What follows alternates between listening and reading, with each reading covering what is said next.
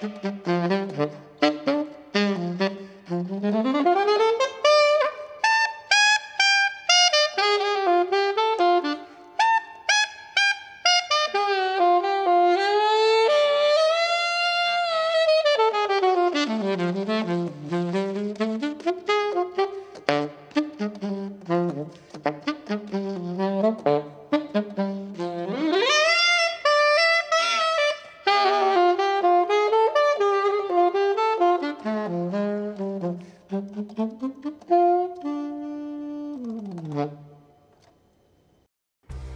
everybody, saxophonist, vocalist, composer Grace Kelly here.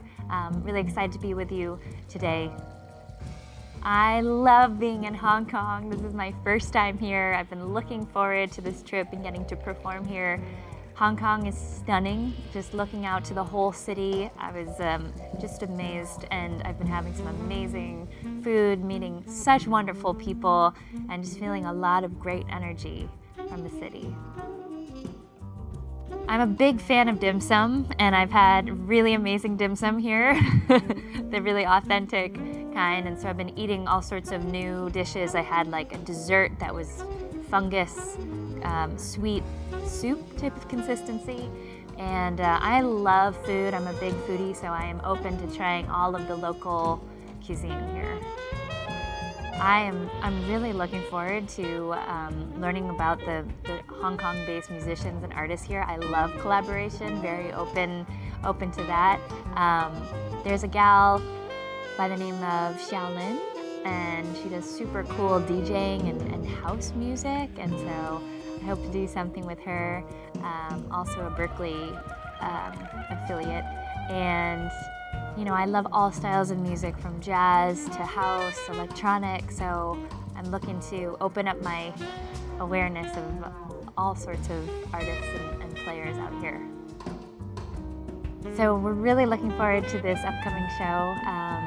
You know, I grew up learning traditional jazz, but I also grew up loving musical theater and pop music and classical music, and so I've always enjoyed just taking in as much music and artistry as possible. And so in my music, it kind of comes out as a melting pot, right? Versed in jazz, but we've got beats, we've got grooves. I love to write songs as well. And it's really a fun show. I believe that jazz should be a type of music that everyone can enjoy, not the type of music that you have to scratch your head and you know, think about, but rather music that you feel. And so we love to get people up and dancing and singing and really getting into all of their feels. I've always loved the sound of the saxophone since I was really little. My parents used to play the music of Antonio Carlos Jobim, and specifically that song, Girl from Ipanema, was on repeat in our household. And the saxophonist who played on it, the great late Stan Getz, is really an icon in the jazz world. And so I grew up listening to his solos, and I would sing along to all of his solos. And so back when I was 6 years old, I said, one day I really want to play the saxophone. The saxophone to me represents like the human voice. It's so expressive, and that's the thing that I've always been pulled towards with that instrument. So the first time I got it in my hands, I was 10 years old, and I remember I played a note, and it was just like true love at first sound. And I became really obsessed with the instrument, and within a few weeks I was actually already playing songs like jazz standards, Besame Mucho, St. Thomas, and to this day it's still my favorite instrument, and I have so much to learn, to continue to learn from the instrument, and I just love it so much. Yeah. When I started saxophone at the age of 10, I was actually playing a Yamaha student horn, and it was an amazing horn to start with. You know, the mouthpiece they give you that comes with the horn, the 4C mouthpiece, makes it just so easy to blow into the instrument, get a good sounding tone. So already a year in, I was playing Yamaha. I became a Yamaha artist over 10 years ago, and the first time I tried a Custom Z was because my mentor, the late great saxophonist Phil Woods, was playing this model, and he said, you've got to try these Yamaha horns. And I tried it, and I was really blown away by the ease of how far, you could take a breath, and with these instruments, they play like, maybe analogy to like driving a sports car. You know, you put some in, but you get a whole lot out of sound, and also the consistency between the lowest range to the highest range is so great on these instruments. When you're playing altissimo range on the Custom Zs, they come out just so beautifully and just like butter. So I've really been a big fan of Yamaha, and so happy playing these horns over the many years that I've been playing. For a jam session, I'd probably grab my alto. You know, I do play all of the saxophones, and I have a gorgeous Custom Z Atelier tenor saxophone that I just love. But when it comes to what I would grab for a jam session, you know, alto is really my voice. I started on it, and it also kind of lays in the same range as my speaking and singing voice, so I just feel a very special connection with it. But I tell you, with my tenor, I love to play just beautiful ballads because I love that low tone mixed with a beautiful ballad. So I love all the saxophones. They're close to my heart. I also have the baritone sax, the big one, all Yamaha. So.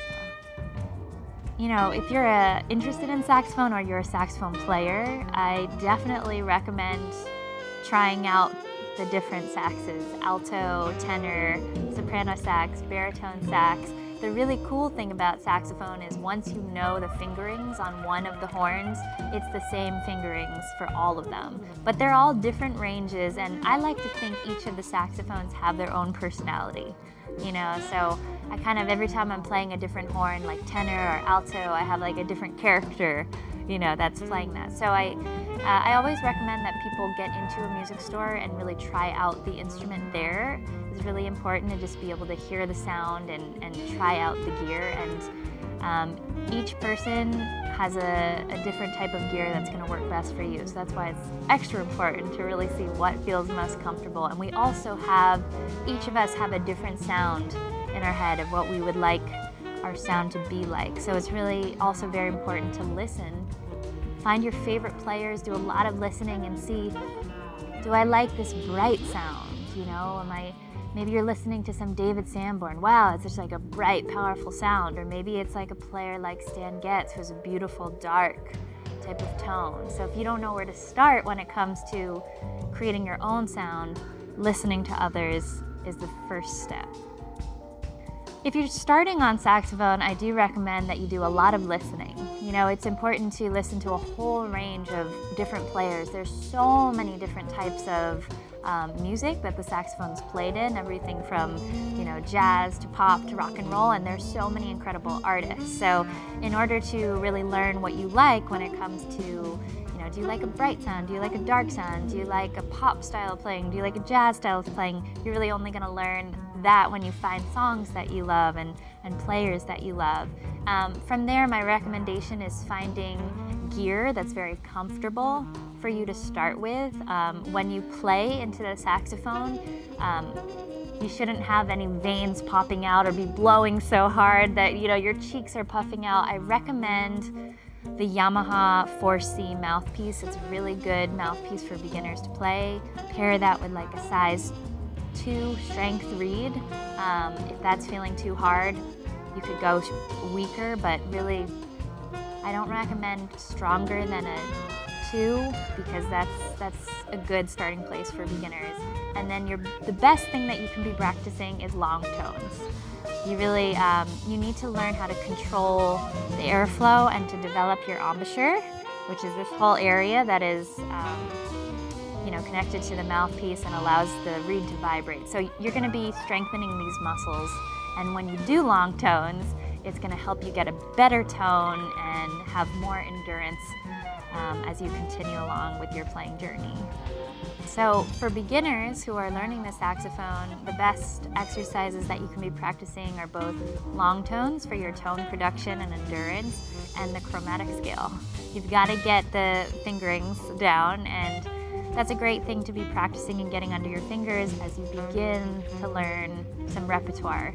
I've actually developed a series of exercises. I call them saxercises, where you can literally go to the page, press play, and you've got the music written and a video as well that's synced up, so you can literally just start practicing these fundamentals, and I've created a whole range from really beginner exercises to very technical, challenging exercises that go at faster tempos and have, a lot more chromaticisms to the line.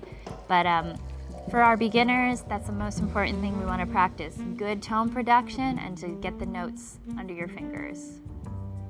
Thank you so much to everybody who's come out to the show or who's watching this in Hong Kong. I love being in your home, and I really appreciate all your kindness and warmth while I've been here, and I hope to be back soon.